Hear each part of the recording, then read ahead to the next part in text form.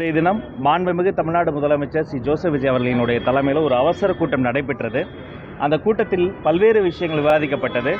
மாண்புமிகு முதல்வர் அறிவுறுத்தலின் பேரில் உடனடியாக தமிழ்நாடு சார்பில் அங்கு சிக்கி தவிக்கக்கூடிய நம்முடைய தமிழர்களை மீட்டு கொண்டு வருவதற்காக, அவர்களுக்கு தேவைப்படக்கூடிய உதவிகளாம் செய்வதற்காக மாண்புமிகு விளையாட்டுத்துறை அமைச்சர் ஆதவ அர்ஜுனா, அயலக நலத்துறை அமைச்சரான தென்னரசு, விவசாயத்துறை அமைச்சர் தம்பி வினோத் மற்றும் நான் உள்ளிட்ட 4 அமைச்சர்களும் உடனடியாக கிளம்பி இப்போ டெல்லிக்கு போகிறோம்.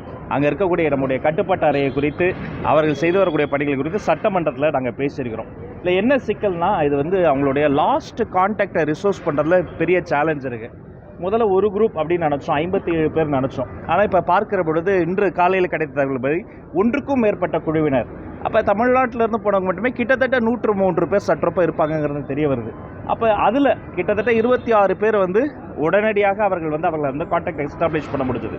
இன்னும் சில பேர்லாம் கான்டாக்ட் எஸ்டாப்ளிஷ் பண்ண முடியல. பட் அவங்க அவர்களுடைய உயிருக்கு எந்த ஆபத்து இல்லைன்னு தெரிய வருது.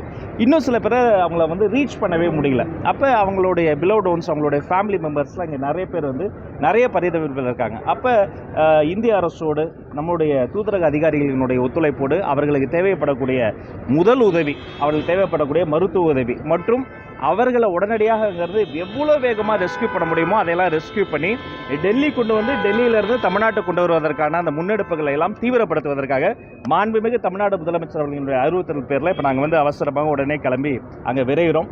பாதிக்கப்பட்ட குடும்பத்தோடைய இந்த துயர்மிகு துயரத்தில் நாங்களும் பங்கெடுக்கிறோம். விமானத்துக்கு ரொம்ப சொற்ப நேரம் தான் இருக்குது. அதெல்லாம் அங்கே போயிட்டு மேலதிக விவரங்களை அவ்வப்போது நம்ம ஊடக நண்பர்களை சந்தித்து சொல்லிக்கொண்டே இருப்போம். இந்த பாதிக்கப்பட்ட குடும்பங்களுக்கு எங்களுடைய இதே நாங்கள் எல்லாருடைய டச் பண்ணிருக்கோம். எவ்ரி 1 hour என்ன நடக்குது சிஎம்க்கு அப்டேட் பண்ணிக்கிட்டே இருக்கிறோம். அந்த நம்பர்ஸ் மாறிக்கிட்டே இருக்கு. இப்போ லேட்டஸ்ட்டாக இப்போ நான் பேச வர்றதுக்கு முன்னாடி இன்னொரு குரூப், அதாவது குரூப்பாக போகிறவங்க இட்டினரி நம்ம பார்த்து ட்ரேஸ் பண்ண முடியும். சில பேர் அஃபிஷியலாக குரூப்பாக போகாமல் அவங்க தனியாக சிறு குழுவாக போனவங்களும் இருக்கிறாங்க. அதனால் அந்த நம்பர்ஸ் மாறிக்கிட்டே இருக்குது. பட் எல்லாரையுமே, யாரெல்லாம் அந்த ஓய்வு பெற்ற நீதிபதி உட்பட எல்லாரையுமே எவ்வளோ வேகமாக அவர்களுக்கு தேவைப்படுற ஹெல்ப் எக்ஸ்டெண்ட் பண்ண முடியுமோ அந்த பணிகளை துரிதப்படுத்துவதற்காக நாங்கள் போகிறோம். 26 பேர் நம்ம அவங்கள இது பண்ணிடுறோம். இல்லை, அவங்கள அந்த லிஸ்ட்டு மாறிக்கிட்டே இருக்குது. அது நம்ம இப்போ நம்பர் சொல்லிட்டோம்னா அந்த நியூஸ் வர நேரத்தில் மாறும்.